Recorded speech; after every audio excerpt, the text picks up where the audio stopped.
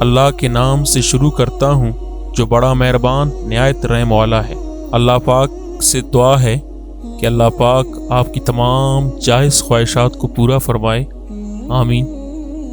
تمام ناظرین کو اسلام 313 چینل پہ خوش آمدید۔ قوم سبا پر اللہ کے عذاب کا واقعہ۔ اہل سرسار کی ایک قوم جسے قوم سبا بھی کہا جاتا ہے، اللہ تعالیٰ کی بے شمار نعمتوں کے اندر زندگی گزار رہی تھی۔ یہ قوم ایک عظیم تہذیب و تمدن کی مالک تھی۔ حضرت داؤد علیہ السلام اور حضرت سلیمان علیہ السلام کی باعظمت حکومتوں کے بعد ان کی حکومت زبان زد خاص و عام تھی۔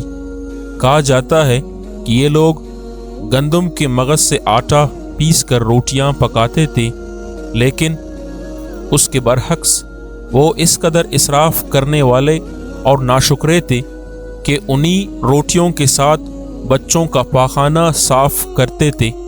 بعد ازاں ان آلودہ روٹیوں کو اکٹھا کرنے سے ایک پہاڑ بن گیا تھا۔ پھر ایک صالح شخص نے وہاں سے گزرتے ہوئے ایک عورت کو دیکھا جو روٹی کے ساتھ بچے کے پاخانے کے مقام کو صاف کر رہی تھی۔ اس شخص نے عورت سے کہا، تیرے اوپر افسوس، خدا سے ڈر، کہیں ایسا نہ ہو کہ خدا تیرے اوپر اپنا غضب ڈھائے اور تجھ سے اپنی نعمت چھین لے۔ اس عورت نے جواب میں مذاق اڑایا اور مغرورانہ انداز میں کہا، جاؤ جاؤ، گویا کہ مجھے بھوک سے ڈرا رہے ہو۔ جب تک سرسار جاری ہے مجھے بھوک سے کسی قسم کا کوئی خوف نہیں ہے۔ کوئی زیادہ عرصہ گزرا نہ تھا کہ اللہ تعالیٰ نے ان لوگوں پر اپنا غضب ڈھایا۔ پانی جو کہ زندگی کی بنیاد ہے ان لوگوں سے چھین لیا، یہاں تک کہ قحط نازل ہوا۔ بات یہاں تک پہنچ گئی کہ ان کے ذخیرہ کی ہوئی تمام غذا ختم ہو گئی۔ آخر کار وہ مجبور ہو گئے کہ انہی آلودہ روٹیوں پر ٹوٹ پڑے جو ان لوگوں نے اکٹھی کر کے پہاڑ کے مانند ڈھیر لگایا ہوا تھا، بلکہ وہاں سے روٹی لینے کے لیے صف لگتی تاکہ ہر کوئی وہاں سے اپنے حصے کی روٹی لے سکے۔ کفران نعمت، قحط اور ان کی بدحالی کے بارے میں متعدد روایات موجود ہیں۔ سورہ نحل کی آیات نمبر 112 اور 113 میں یوں ارشاد ہوتا ہے، اور اللہ نے اس بستی کی بھی مثال بیان کی ہے جو محفوظ اور مطمئن تھی۔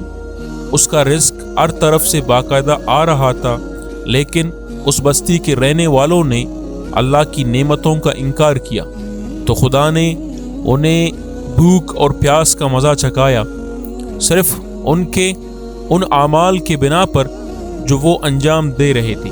اور یقیناً ان کے پاس رسول آیا تو ان لوگوں نے ان کو جھٹلایا، تو پھر ان تک عذاب آ پہنچا کہ یہ سب ظلم کرنے والے تھے۔ اس قوم سبا کے بارے میں ایک اور واقعہ بیان ہوتا ہے کہ ان لوگوں نے اپنی زراعت کو بہتر طور پر کاشت کرنے کے لیے پانی ذخیرہ کرنے کی خاطر بلک کے 2 پہاڑوں کے درمیان ایک بہت بڑا بند محراب تعمیر کیا ہوا تھا۔ سوراخ اور دوسرے پہاڑوں سے گزرا ہوا پانی اس بند میں آ کر وافر مقدار میں جمع ہو جاتا تھا۔ قوم سبا نے اس پانی سے صحیح طور پر استفادہ کرتے ہوئے وسیع و عریض اور بہت سے خوبصورت باغات لگائے اور کھیتی باڑی کو رونق بخشی۔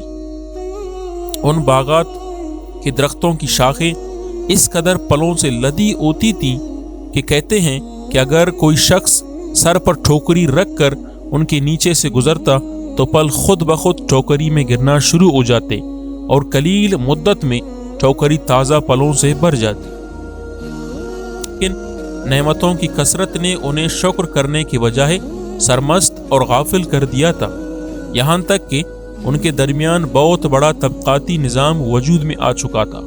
ان میں سے صاحب اقتدار لوگوں نے کمزوروں اور ضعیفوں کا خون چوسنا شروع کر رکھا تھا، یہاں تک کہ ان لوگوں نے خدا سے ایک احمقانہ التماس کیا جس کا ذکر سورہ سبا کی آیت نمبر 19 میں ملتا ہے۔ انہوں نے کہا، خدایا ہمارے سفروں کے درمیان فاصلہ زیادہ کر دے۔ انہوں نے اللہ تعالیٰ سے یہ التماس اس لیے کیا تاکہ غریبوں، بے نوا لوگوں، عمرہ اور ثروت مند ان کے امراء سفر نہ کریں۔ ان کی خواہش یہ تھی کہ آبادیوں کے درمیان خشکی ہو اور فاصلہ زیادہ ہو، تاکہ تہ دست اور کم آمدنی والے لوگ ان کی طرح سفر نہ کر سکیں۔ اللہ تعالیٰ نے ان مغرور پیٹ کے پجاریوں پر اپنا غضب نازل کیا۔ بعض روایتوں کے مطابق ان مغرور لوگوں کی آنکھوں سے دور صحرائی چوہوں نے محراب نامی بند کی دیواروں پر حملہ کر کے انہیں اندر سے کھوکھلا کر دیا۔ ادھر سے بارشیں زیادہ ہوئیں جن کی وجہ سے سیلاب آ گیا اور اس بند میں پانی بہت زیادہ اکٹھا ہو گیا۔ اچانک بند کی دیواریں ٹوٹیں، اس سے ایک بہت بڑا سیلاب آیا جس میں تمام دیہات، آبادیاں، مال مویشی، باغات، کھیتیاں، ان کے محل اور گھر پانی میں غرق ہو کر نابود ہو گئے۔ ان کے باغات اور زراعت میں سے صرف بیری کے درخت اور کچھ جھاڑیاں بچی تھیں۔ خوش الحان پرندے وہاں سے کوچ کر گئے تھے، جبکہ الوہوں اور کووں نے قوم سبا کے کنڈرات میں اپنے گھونسلے بنائے تھے۔ اس بات کا ذکر سورہ سبا کی آیت نمبر 15 اور 16 میں ملتا ہے، اور آخر میں سورہ سبا کی آیت نمبر 17 میں قرآن کریم میں اس واقعے کا یوں نتیجہ نکلا ہے، یہ ہم نے ان کی ناشکری کی سزا دی ہے، اور ہم ناشکروں کے علاوہ کسی کو سزا نہیں دیتے ہیں۔